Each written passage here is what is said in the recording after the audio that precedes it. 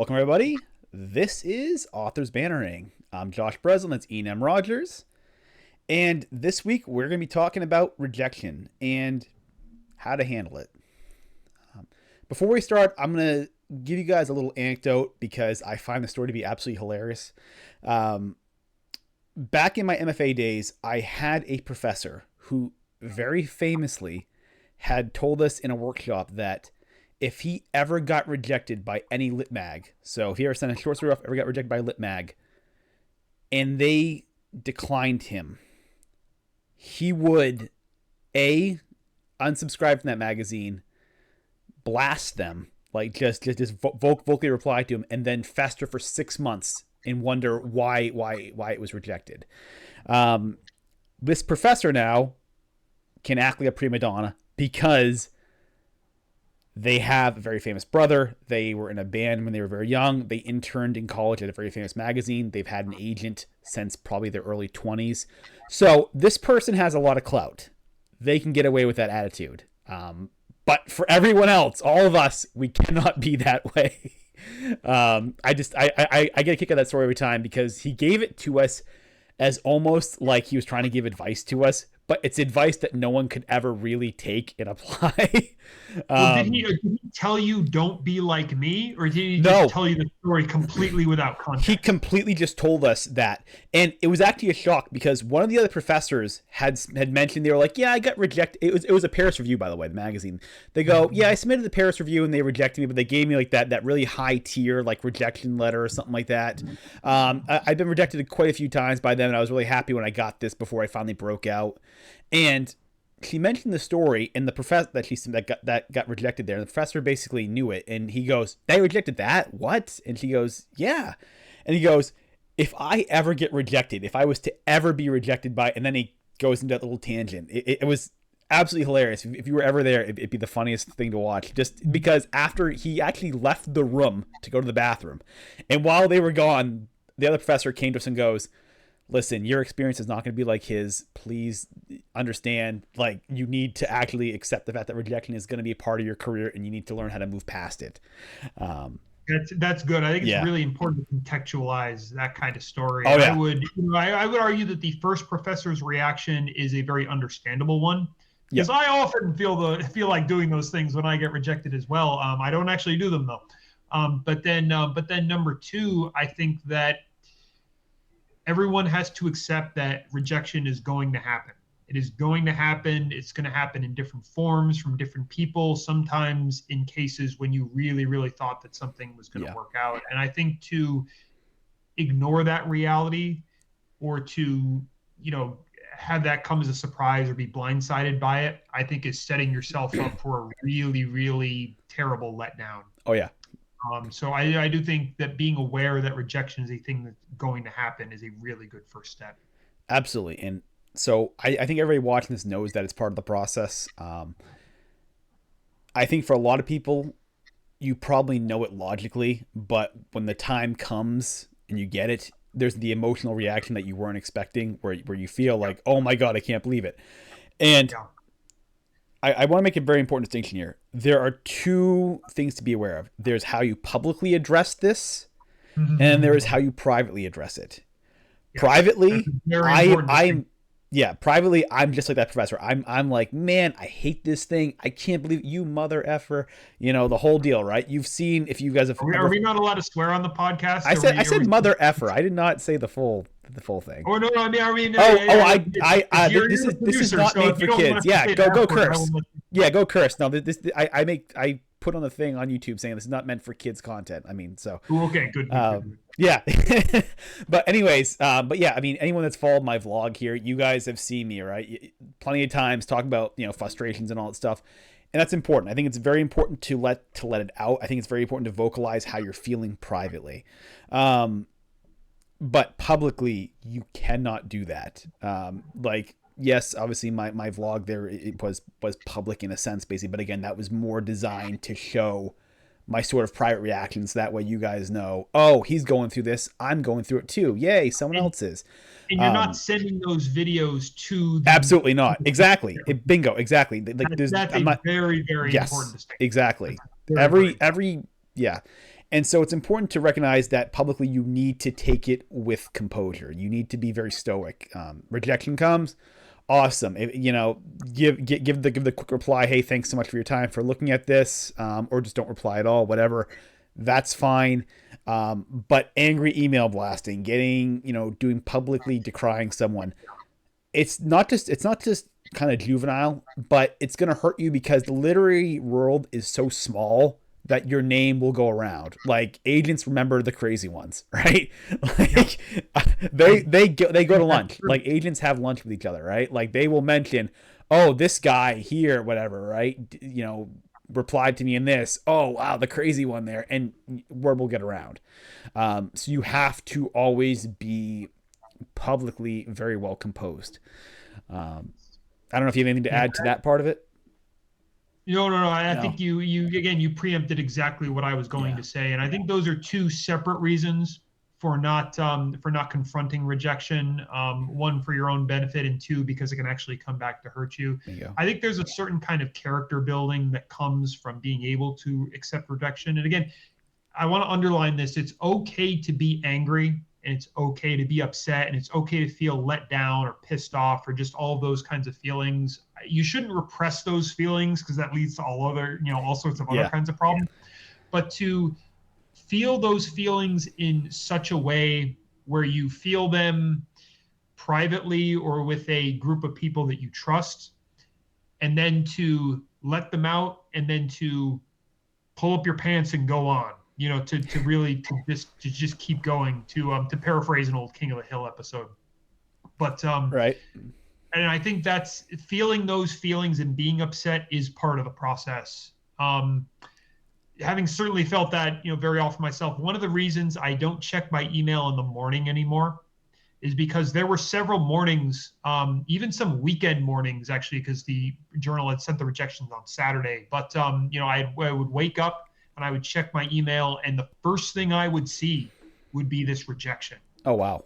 That was not a good way for me to start my day. It really, really was. And there's a lot of reasons I don't check my email in the mornings anymore, but that was, getting rejections was certainly one of them. That's smart. And so for me, I try to control the times of day when I'm receiving those rejections, which to me has been tremendously helpful in dealing with them. Good. No, that's a very wise idea. I never really thought about that. It's a good point. Starting because a lot of rejections do kind of get set in there overnight, basically, or they come in late at night, and then or even because of time zones, actually, we're both on Eastern time, so if somebody sending something in the late afternoon or evening on West Coast time, or even internationally, we're not going to get it until the next morning. Absolutely. And I'm the exact opposite. Like I stopped looking at email around like noontime. And then I check it first thing in the morning, basically. But that's a good point. Like, if you're going to get it, if it's going to dampen your mood, that's something to keep in mind, I guess. But so now handling the criticism, right? So getting the rejection, how should one take that, right? Because there's an element of, you can have a devil may care attitude, right? And just submit all the time. And not mind. I mean, you get it, you don't mind, whatever. You can get it, you can fester. But I think the smartest way to handle it is to get the rejection, and to sort of begin to self-inquire about why, right? Like re-examine why that happened, right? Rejection is much like failure, basically, is just a form of feedback, and you should be able to take it as well as you can. And it kind of plays into our video yesterday about how recognizing, all right, what's the rejection mean? Was it based upon the quality of the content, or is it just a preference? It's just not a story that's going to be right for them. And again, preference you can't really change, quality you can. So always try to recognize when quality is that issue.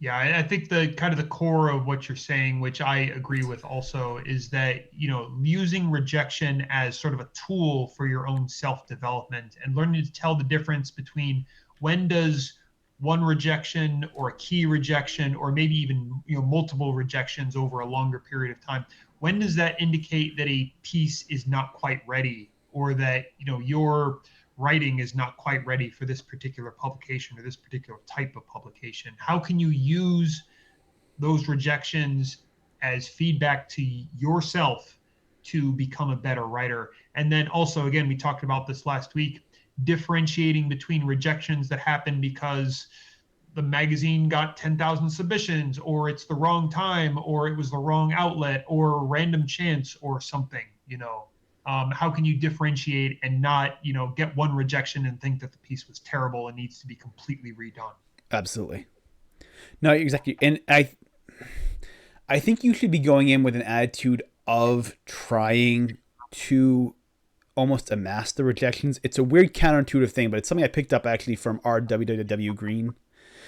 He's a local author here in New Hampshire, really good sci-fi guy. He actually wrote Mercury Rising, which I'll give a plug for that. It was really good. But I was actually looking at like an old message basically from him, and I was looking at it, and he talked about the idea that when he was querying, he wanted to go for what he called the Centurion model, which is he wanted to get 100 rejections. Like for him, a successful query process for him was to get 100 rejections. If you can get 100 rejections, congratulations, he was successful, right? He always viewed getting the rejections as the goal rather than focusing on getting the actual, the acceptance, right? The process of querying was more the goal for him. And it's something to consider with that, right? It's something to consider where if you've got your story as good as it can, and you're quite certain you're not getting rejected based upon quality, at that point, just go for the 100. Like try and, query 100 agents. I never queried that many for one story before, but it's worth doing. The principle stands, I think. It's the idea that querying and getting rejected a certain number of times with a novel or with a piece, I think is very, very good form. Even if the number is like fairly arbitrary, I would say don't make it too low, but that's what proves that you have put in the effort, so to speak. Like you didn't just, send it out 3 times and then, give up because you got rejected 3 times. It's like 100 is not an unrealistic number. My first novel, I think I queried maybe 60 agents and then something like 40 or 50 small presses. With my second novel, I think I played a little lower on agents. I think I only did 35 or 40. And then with small presses, I think I did around 30. Okay. So these are not small numbers with this. It's the fact that you are sending off the piece enough times is proof that you are putting in the work. Excellent. No, I agree with you. And that's what it's going to take is the idea of frequency. Like you should never, if you're going to query like 2 or 3 agents or even like 5 or even a dozen, right? And you get rejected, that's not really a big enough pool to ever really gauge your story.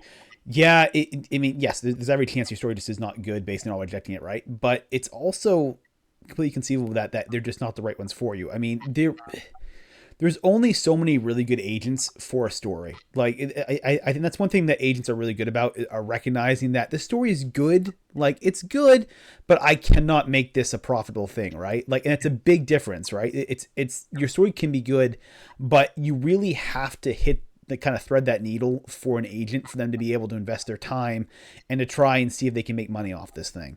And that means that there's probably only going to be, again, a handful of agents that are ever going to be a good fit for your story. And you don't really know it. Even if, they put in the bio that they take these sort of stories, right? You're never really going to know until they read it if the story really connects them and it's a story they really can believe in. And so it's that small, again, if 2 or 3 out of a pool of 100 that are really good contenders for it is not an unreasonable number, and you have to recognize it. So keep moving forward. Don't take the few sort of rejections that you're getting as a sign that, oh no, this is just bad, I need to move on to my next book. It's keep moving forward here. There's not many. It's a very subjective business here, and it needs to be like the book. Like your book needs to be the book for that agent, and it's often books are a book or a good book, but not the one. And I think that's certainly a fine note to end on, this idea that you can use rejection to not only keep developing your own writing game, your own submission game, but really as a gauge of the progress that you are making. And it's not just about failure or rejection. It's about continuing to move forward in a productive way. Absolutely. Excellent. And so with that, we'll kind of wrap this up here. If you've enjoyed it, if this has been helpful for you, please make sure to like it. With that, this is Josh Bresslin. That's Ian M. Rogers. And we're going to see you all next week. Take it easy.